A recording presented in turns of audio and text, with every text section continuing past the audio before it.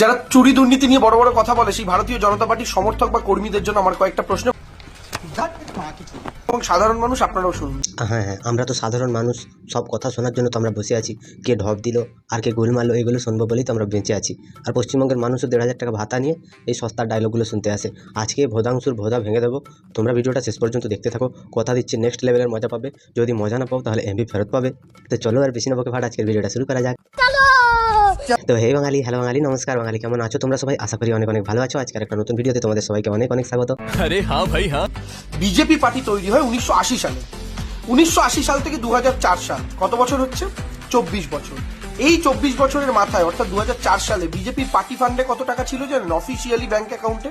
তো পশ্চিমবঙ্গে থেকে দুর্নীতির কথা শুনতে পাবো না, এটা তো খুব একটা ভালো দেখায় না। তো পশ্চিমবঙ্গের তোলামূল কংগ্রেস যারা সবসময় তোলে ওদের কথা অনুযায়ী যে বিজেপি একটা পার্টি, যে পার্টির ফান্ডে এত টাকা কোথা থেকে এলো? 2004 সালের পর থেকে বিজেপির অ্যাকাউন্টে কত টাকা ছিল এবং 2025 সালে এসে বিজেপির অ্যাকাউন্টে কত টাকা হয়েছে, সেটা পশ্চিমবঙ্গের দেবাংশুর প্রশ্ন বিজেপির নেতাকর্মীদের কাছে। এবার আমার পশ্চিমবঙ্গের কয়েকটা নেতার কাছে প্রশ্ন, যারা সৎ নেতা, দেবাংশুর মতো এরকম চিটিংবাজ জোচ্চর নেতা নয়, তাদের কাছে প্রশ্ন যে মুখ্যমন্ত্রী মমতা ব্যানার্জি তিনি তো সত্যের পূজারী আর সতীর আতুর ঘর। তো একটা কথা বলতে চাই যে তার সত্যতা আজকে পুরো যাচাই করে দেখে নেবো আমরা। আর দেবাংশুর এই ফুটানি আজকেই বন্ধ করে দেবো। ये तो लेटेस्ट न्यूज़ है। টাকা ছিল হচ্ছে 88 কোটি টাকা, 88 ক্রোর। এবার 2004 সালের পর এলো 2009 সাল, 5 বছর পর লোকসভা নির্বাচন। বিজেপির পার্টি ফান্ডের 88 কোটিটা বেড়ে হলো 150 কোটি। হ্যাঁ, দেবাংশু যুক্তি দিয়ে কথা বলছে যে বিজেপির অ্যাকাউন্টে এত টাকা কেন হবে, মানছি কেন হবে। হ্যাঁ, কোনো শিল্পপতিরা তাকে দান দিতেই পারে, ইলেকট্রাল বন্ড বলে সুপ্রিম কোর্টের অর্ডার হয়ে সেটা এসছে। এবার প্রত্যেকটা টাকার হিসাব কিন্তু বিজেপি পার্টির কাছে আছে। আর বিজেপি একটা রাষ্ট্রবাদী দল, কোনো রকম কোনো পরিবারবাদী দল নয়। যেরকম করে পশ্চিমবঙ্গে এখন পরিবারবাদী দল চলছে, তো বিজেপি সেরকম দল নয়। এবার টাকাটা আছে বিজেপির পার্টি ফান্ডে, কারোর পার্সোনাল অ্যাকাউন্টে নয়। দেবাংশু যে এইসব কথাগুলো বলছে, দেবাংশুর মুখে এতটুকু লজ্জা নেই। তার প্রধান কারণ হচ্ছে 2011 সালে মুখ্যমন্ত্রী মমতা ব্যানার্জি ক্ষমতায় এসেছিলেন। তার আগের কাহিনী তো আমরা জানি। মুখ্যমন্ত্রীর মা 2 টাকা, 5 টাকা, 10 টাকা এরকম করে পশ্চিমবঙ্গের মুখ্যমন্ত্রীকে দিতেন এবং তিনি এদিক ওদিক যেতেন। পশ্চিমবঙ্গের মুখ্যমন্ত্রী 2011 সালে তিনি তার ক্ষমতা যে পেয়েছিলেন, সেই ক্ষমতার অপব্যবহার করে পশ্চিমবঙ্গে ভাইপোর জন্য 4 তলা বাড়ি হয়ে গেল 2016 সালে। এটা একটা খুব ভালো খবর। পশ্চিমবঙ্গের মুখ্যমন্ত্রীর ভাইপো বা তার ভাই কোন ব্যবসা করে যে তার অ্যাকাউন্টে এত কোটি কোটি টাকা এলো, একসাথে 4 তলা বাড়ি করা হয়ে গেল, কালীঘাটের মতো জায়গায় জমি কিনে আবার? এটা তো প্রশ্ন আসতেই পারে। অভিষেক ব্যানার্জির কিসের এমন ব্যবসা আছে যার দরুন সে এত টাকা পেয়ে গেল?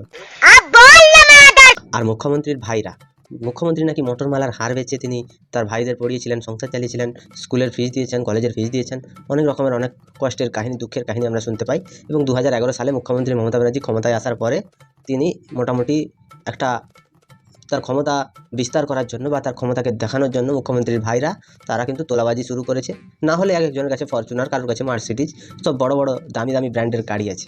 এটা কোথা থেকে আসছে সেটা দেবাংশুর মনে কোনোদিন প্রশ্ন জাগেনি আর ভবিষ্যতে কখনো জাগবে না। এবার এলো 2014 সাল, বিজেপি ক্ষমতায় আসার বছর, 5 বছর। বিজেপির 150 কোটিটা বেড়ে হলো 295 কোটি। তৃণমূলের প্রতিটা নেতা, পার্থ চ্যাটার্জি বলো, অনুব্রত মণ্ডল বলো বা ফিরহাদ হাকিম বলো, এরকম বহু নেতা আছে যাদের কাছে কোটি কোটি টাকার সম্পত্তি এবং দামি দামি গাড়ি বাড়ি সব কিছুই আছে। পশ্চিমবঙ্গে তৃণমূলে এমন কোনো নেতা নেই যার কাছে টাকা নেই, প্রত্যেকটা মানুষের কাছে টাকা আছে। এবার একটা পরিবারবাদী দল, তারা তো যে যার পেছন মারার ধান্দায় থাকবে, সাধারণ মানুষের টাকা চুরি করবে, এটা তো স্বাভাবিক। বিজেপির সাথে তুলনা করছে, বিজেপির একটা নেতা দেখাও, যোগী আদিত্যনাথ, সে তার ফ্যামিলিকে কখনোই দেখেন না, তার ফ্যামিলি আলাদা করে কোনো সুযোগ সুবিধা পান না। পশ্চিমবঙ্গের মুখ্যমন্ত্রীর ফ্যামিলি কীভাবে আলাদা করে সুযোগ সুবিধা পাচ্ছেন আপনারা তো দেখেই চান। পশ্চিমবঙ্গে কাউকে বলতে হয় না যে পশ্চিমবঙ্গের মুখ্যমন্ত্রীর ফ্যামিলিরা তারা কতটা কষ্টে আছে, কেউ বলতে পারবে না। এমনকি পশ্চিমবঙ্গের মুখ্যমন্ত্রীর যে ভাইজি, তিনি আবার চুরি করে চাকরি পেয়েছিলেন, যার চাকরি চলে গেছে। তৃণমূলের একটা সৎ নেতা তোমরা দেখাতে পারবে না। এরা আবার আসে বিজেপির হয়ে কথা বলতে, মানে মুখে এদের কোনো লজ্জা নেই। মরণও এদের হয় না, ভগবান এদেরকে কখনো টানেও না। शर्म करो, भगवान से डरो। এবার 14তে বিজেপি ক্ষমতায় এসে গেল। ক্ষমতায় আসার পর, ক্ষমতায় যে থাকাকালীন 5 বছর, তার মাথায় 2019-এ আবার লোকসভা নির্বাচন হলো। এবার বলুন তো 295 কোটি থেকে বেড়ে কত হলো? 295 কোটি থেকে বেড়ে হলো 3,562 কোটি। হ্যাঁ, আমরা মানছি বিজেপির টাকা বেড়েছে, এবার সেটা তো পার্টি ফান্ডে আছে। বিজেপি পুরো এখন পৃথিবীর মধ্যে সব থেকে বড় রাজনৈতিক দল, তার পার্টি ফান্ডে তো টাকা থাকবে। এর আবার কখনো কখনো নরেন্দ্র মোদীর কোট নিয়ে, নরেন্দ্র মোদীর জামা নিয়ে এরা অনেক কটাক্ষ করে। তো এদের কথা হচ্ছে মুখ্যমন্ত্রী এবং তার দলের নেতা মন্ত্রীদের কথা হচ্ছে নরেন্দ্র মোদী তিনি এত টাকা দামের কোট কেন পরবেন, এত দামি পেন কেন ইউজ করবেন। তো পশ্চিমবঙ্গের মুখ্যমন্ত্রীকে একটা কথা জিজ্ঞাসা করতে চাই যে নরেন্দ্র মোদী তিনি যদি লুঙ্গি পরে আর গলায় একটা ফতুয়া একটা গেঞ্জি গলিয়ে নিয়ে মোটামুটি যদি কোনো দেশ সফরে যান বা কোনো দেশের প্রেসিডেন্টকে তার সাথে যদি তিনি বেরোন, কোনটা দেখতে ভালো লাগবে? একটা 140 কোটি জনসংখ্যার দেশ, সেই জনসংখ্যার দেশে যদি একজন প্রধানমন্ত্রী তিনি যদি একটা ভালো কোট পরেন, তাহলে এদের এত কেন ফাটছে সেটাই তো বুঝতে পারছি না। মুখ্যমন্ত্রী মমতা ব্যানার্জি তিনি নাকি হাওয়াই চটি পরেন এবং শাড়ি পরেন, সাদা শাড়ি সবুজ পাড়, ভালো কথা। এবং পৃথিবীতে পুরো পশ্চিমবঙ্গে এমন কোনো লোক নেই যে বলতে পারবে দিদির জুতোতে কখনো কোনো দিন ময়লা দেখেছে। দিদি কি জুতো পরে হাঁটেন না, না জুতো মাথায় নিয়ে হাঁটেন? পশ্চিমবঙ্গের মুখ্যমন্ত্রী যে পরিমাণে মানুষকে ঢপ দিয়ে বিলাসিতা করছেন সেটা পশ্চিমবঙ্গের মানুষ ভালো করেই জানে। সামনে যারা দেখনদারি করে না তারা পেছন থেকে পেছন মেরে বেরিয়ে যায়। পশ্চিমবঙ্গে মুখ্যমন্ত্রী মমতা ব্যানার্জির ভাইরা তারা কোটি কোটি টাকার মালিক, কালীঘাটের আধা জায়গা ওরা দখল করে রেখে দিয়েছে। পশ্চিমবঙ্গের মুখ্যমন্ত্রী তিনি ক্ষমতায় আসার পরে তার ভাইরা বিভিন্ন রকমের পদে আছে রাজ্য সরকারের কোনো না কোনো সংস্থার। নরেন্দ্র মোদীর ভাইদেরকে দেখবে যাও তারা কোন পদে আছে, তারপরে তোমরা ভালো করে বলতে আসবে, তখন আমরা শুনবো, না হলে ঠাটিয়ে দুটো চড় মারবো, ওখানেই শুয়ে থাকবে। 3 ডিজিট থেকে ডাইরেক্ট 4 ডিজিট, এটা হচ্ছে 2019। 2019 থেকে 2024 কত হলো?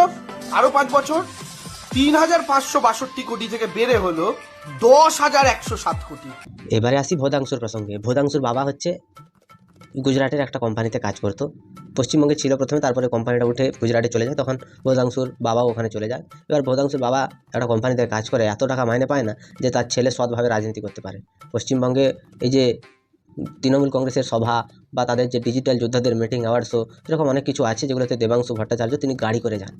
আগে হয়তো সাইকেল করে যেতেন যখন তিনি সৎ ছিলেন। এবার আমার সাদা মনে একটাই প্রশ্ন, যে দেবাংশুকে ওই গাড়ির তেলের টাকাটা দেয় কে? সেটাই বড় প্রশ্ন। আর পশ্চিমবঙ্গের মুখ্যমন্ত্রী তিনি এত যদি সতী হতেন তাহলে তার দলে এত এত এত লোক চুরি চামারি চুরি করে বড় লোক হতো না। পশ্চিমবঙ্গে অনুব্রত মণ্ডলের বিপুল পরিমাণ সম্পত্তি বাজেয়াপ্ত করেছে শেখ শাহজাহান, সন্দেশখালীর বেতাজ বাদশাহ। তিনি তো কোটি কোটি টাকার সম্পত্তি তিনি আত্মসাৎ করছিলেন, মানুষের জমি জবরদখল করছিলেন। সেটা কিন্তু তিনি কিন্তু তৃণমূলের সদস্য ছিলেন না, তিনি বিজেপির সদস্য ছিলেন। এবং এই যে 10,000 কোটি টাকা দেবাংশু বলছে, সেই 10,000 কোটি সেটাও শেখ শাহজাহান তারও অংশ ছিল হয়তো।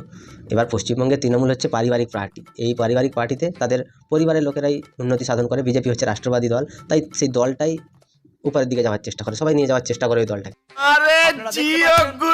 পার্টি ফান্ডে টাকা কেন বাড়ালো এটা আবার জিজ্ঞাসা করছে কে? দেবাংশু ভট্টাচার্য। পশ্চিমবঙ্গের মুখ্যমন্ত্রী তিনি তো বই লেখেন, বই লিখে হয়তো হেলিকপ্টারের ফুয়েল জোগাড় করেন, বা তিনি এই যে গাড়ি নিয়ে ঘোরেন তিনি বলেন নাকি তিনি টাকা নেন না, এগুলো নাকি পার্টির টাকা, পার্টির গাড়ি, তৃণমূল কংগ্রেস রাজনৈতিক দল, সেই দলের গাড়ি। তো এখানটা আমার একটা প্রশ্ন আছে যে সৎভাবে কি এই টাকাগুলো উপার্জন করে তৃণমূল কংগ্রেসে দেওয়া হয়েছিল? মানে মুখ্যমন্ত্রীর বইয়ের যে রয়্যালিটি আছে, রয়্যালটি থেকে কি এই টাকা দেওয়া হয়েছিল? সেটাই প্রশ্ন আছে।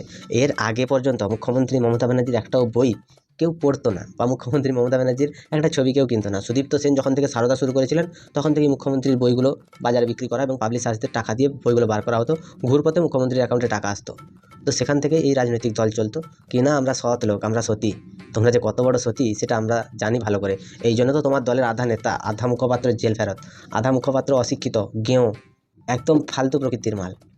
এই দেবাংশুর মতো লোক যারা রাজনৈতিক দলটাকে নিয়ে প্রশ্ন করছে, মানুষগুলোকে নিয়ে নয়, তাহলে দলটাই পুরো খারাপ আর মানুষগুলো তাহলে ভালো। কারণ মানুষগুলো তো কারোর অ্যাকাউন্টে এত টাকা নেই। অমিত শাহকে নিয়ে এরা চিৎকার করে তার ছেলে জয় শাহ কেন ICCI বোর্ডের প্রেসিডেন্ট হবে। তো পশ্চিমবঙ্গের মুখ্যমন্ত্রীকে সেই প্রশ্নটা ঘুরিয়ে করলে অভিষেক ব্যানার্জি কেন 2011 সালে তার আবির্ভাব হলো এবং ডাইরেক্ট টিকিট পেলো, তখন কিন্তু মুখ্যমন্ত্রী বলেছিলেন অভিষেক কিন্তু 2 বছর বয়স থেকে রাজনীতি করে, পিসিকে মারলে কেন জবাব চাই, জবাব দাও। অভিষেক কিন্তু এটা বলে না যে পিসি চুরি করবো আমাকে হিম্মত দাও, এটা যে পেছন থেকে মুখ্যমন্ত্রী মমতা ব্যানার্জি বলেন যা তুই চুরি করবি আমি তোর হিম্মত দিচ্ছি, সেগুলো পশ্চিমবঙ্গের মানুষ জানে। আর পশ্চিমবঙ্গে সিপিএমের রাজত্বে 34 বছরের রাজত্বে সিপিএম ধার করে গেছিল 2 লক্ষ কোটি টাকা। পশ্চিমবঙ্গের মুখ্যমন্ত্রী মমতা ব্যানার্জি তিনি ক্ষমতায় আসার পরে সেটা 20 লক্ষ কোটিতে গিয়ে পৌঁছেছে। তো এখান থেকে একটাই কথা জানতে চাইছি যে পশ্চিমবঙ্গের মানুষের ক্ষতি করে এত এত টাকা ধার করে পশ্চিমবঙ্গের মুখ্যমন্ত্রী কার উন্নতি সাধন করছিলেন? পশ্চিমবঙ্গের মানুষকে তো মাসে 1,500 2,000 টাকা করে ভাতা দিচ্ছেন। তো সেখানটায় দাঁড়িয়ে উনি যে পেছন থেকে কত টাকা লুটে নিচ্ছেন সেটা কিন্তু পশ্চিমবঙ্গের মানুষ বুঝতে পারছে ভালো করে। এখন বর্তমানে ভোট আছে তাই বিজেপি পার্টির ফান্ডের টাকা কত আছে সেটা দেখানো হচ্ছে। বলছি তৃণমূল কংগ্রেসের পার্টি ফান্ডে যত টাকা আছে সব গরু বিক্রি, কয়লা, পাথর এগুলো চুরি করার টাকা। কারণ পশ্চিমবঙ্গে তৃণমূল কংগ্রেস অন্তত কোনো সভ্য ভদ্র নম্র লোক করে না, যত চোর ছাঁচর চিটিংবাজ মাতাল নাড়ুয়া লোক করে। কারণ সৌগত রায়ের আমরা ঘটনা দেখেছি, বুড়ো বয়সে কয়েকদিন আগে অক্সিজেন চলছিল সেই সৌগত রায়, লোকসভায় অধিবেশন হচ্ছে তিনি জুন মালিয়ার সাথে রোমান্স করতে ব্যস্ত। তো এইরকম সব চরিত্রহীন লম্পট নেতারা যদি তৃণমূলে থাকে তাহলে তৃণমূলের অনেক উন্নতি হবে এবং বিজেপির থেকেও বড় পার্টি হয়ে একদিন উঠে আসবে, আমরা জানি। তবে এই ভোদাংশুকে নিয়ে আমার মনে একটা সংশয় আছে যে ভোদাংশু মনে হচ্ছে মুখ্যমন্ত্রী মমতা ব্যানার্জির কোনো একটা কুকর্মের পার্টনার, না হলে এত পা চাঁটা পশ্চিমবঙ্গে আর কেউ আছে বলে আমার অন্তত মনে হয় না। এদেরকে নিয়ে তোমাদের কি মতামত তোমরা আমি কমেন্টে জানিও। যদি ভিডিওটা ভালো লাগে তাহলে লাইক করো, কমেন্ট করো, শেয়ার করো, সাবস্ক্রাইব করো, পাশে থাকা বেল আইকনটা প্রেস করতে একদম ভুলবে না। ভাই ভালো থেকো, সুস্থ থেকো, সাবধানে থেকো, আর দেখতে থাকো বাংলার কোণে ঘর।